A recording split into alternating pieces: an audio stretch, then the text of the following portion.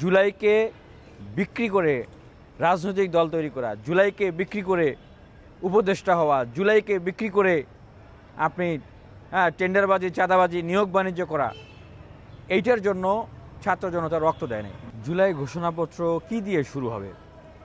অবশ্যই জুলাই ঘোষণাপত্রকে শুরু করতে হবে আমাদের যে ভাইয়েরা এই অভ্যুত্থানের হিরো, অর্থাৎ যারা শহীদ হয়েছেন তাদের তালিকা দিয়েই তো, যারা আহত হয়েছেন তাদেরকে স্মরণ করেই তো। কিন্তু সরকারিভাবে এখন পর্যন্ত শহীদদের চূড়ান্ত তালিকা তৈরি করতে পারে নাই, আহতদের চূড়ান্ত তালিকা তৈরি করতে পারে নাই। তাহলে আপনি জুলাই ঘোষণাপত্রটা শুরু করবেন কি দিয়ে? আমরা খুবই হতাশ হয়েছি এই জায়গাটায়, মর্মাহত হয়েছি যে 10 মাস হয়ে গেলেও এই সরকারের সবচেয়ে গুরুত্বপূর্ণ যে কাজ ছিল এই তালিকা তৈরি করা এবং তাদের পুনর্বাসন করা, সেটা ওনারা করতে পারেন নাই। আমরা আমাদের জায়গা থেকে সুস্পষ্টভাবে বলতে চাই যে এই জুলাই কারো বাপের না।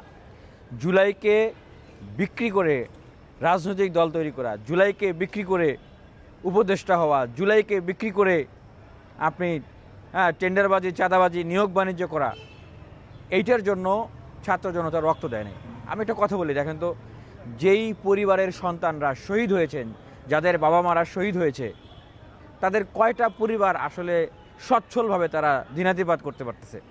সরকারিভাবে বিভিন্ন পলিসি মেকিংয়ের ক্ষেত্রে তাদের মনোভাব, তাদের দৃষ্টিভঙ্গিটাকে কতটুকু আসলে মূল্যায়ন করা হচ্ছে? যারা আহত হয়েছে তাদের চিকিৎসা কি এখন পর্যন্ত হয়েছে শেষ পর্যন্ত, মানে পুরোপুরি তারা কতজন স্যাটিসফাইড? না, বরং আমরা দেখি যে উপদেষ্টাদের জীবনের নিরাপত্তার জন্য ওনাদের পিস্তল নিয়ে নাকি ঘুরতে হয়। বাকি যারা অভ্যুত্থানে অংশগ্রহণ করেছে, আন্দোলন করেছে, তাদের জীবনের নিরাপত্তা নাই। আমরা ওই পিস্তল দিয়ে নিজের জীবন রক্ষা করব, প্রোটোকল বডিগার্ড দিয়ে জীবন রক্ষা করব, আমরা ওই বিপ্লবী না। আমরা মনে করি যে একটা জুলাই সনদ দরকার, যেই সনদটাই হবে এই বাংলাদেশের অভ্যুত্থানের রক্ষাকারী এবং এই বাংলাদেশের অভ্যুত্থানের নায়ক, যে লক্ষ লক্ষ তরুণ, কোটি কোটি মানুষ, শ্রমিক, ছাত্র জনতা, আমলা কামলা সবাই, আমরা মনে করি এই সনদটা দরকার। মাঝখানে আমরা শুনেছিলাম যে উপদেষ্টাদেরকে একটা অর্ডিন্যান্স জারি করে তাদেরকে দায় মুক্তি দেওয়ার ব্যবস্থা করা হবে। তো উপদেষ্টাদেরকে অর্ডিন্যান্স দেওয়া হবে, তাহলে বাকি দেশের জনগণের কী হবে? বাকি যারা এই অভ্যুত্থানে অংশগ্রহণ করেছে তাদের কি হবে? একটা জিনিস আমার কাছে খুব দারুণভাবে এই মুহূর্তে আঘাত করতেছে, সেটা হচ্ছে অভ্যুত্থানের সময় যে ঘটনাগুলো ঘটেছে সেই ঘটনাগুলোর দায় মুক্তি কীভাবে হবে? আমরা মুক্তিযুদ্ধের সময় দেখেছি যে বীর শ্রেষ্ঠ, বীর উত্তম, বীর বিক্রম উপাধি দেওয়া হয়েছে।